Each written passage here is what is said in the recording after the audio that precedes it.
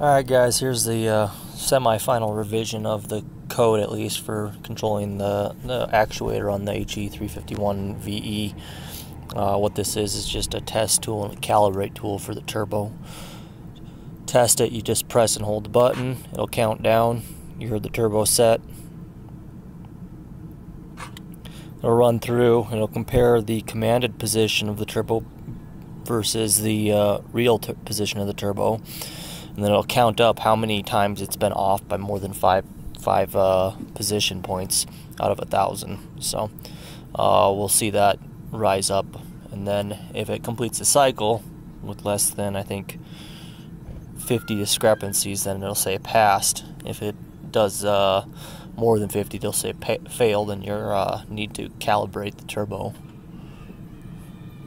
So I'll press select to get out of it. We'll go back to the main screen. You notice it also has a position of 8 centimeters. You can press up to increase that size, or down to reduce it, and it'll also remember whatever setting you have. So I'll turn it off in a second, but it's at 8 right now. So if you want to go ahead and turn it off, it'll remember that. So we'll do that by unplugging the power. Plug it back in, it'll go into the startup loop.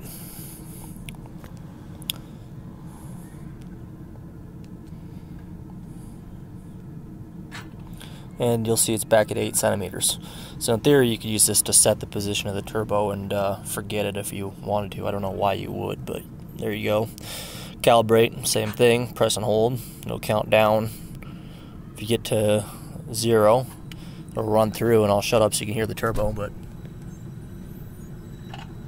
it'll cycle through the position fully, all the way closed, all the way open, then turn off and reject any commands until you reboot the turbo. So after it gets done with the calibration, let's say turn off the truck, and the controller won't do anything until you cycle power to the controller. So I'll go turn the key off and back on.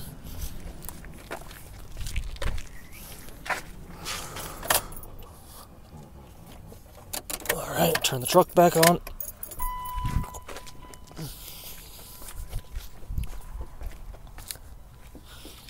And again, we should see the position be left off wherever it was last, so 8 centimeters. There you go. Turbo's calibrated.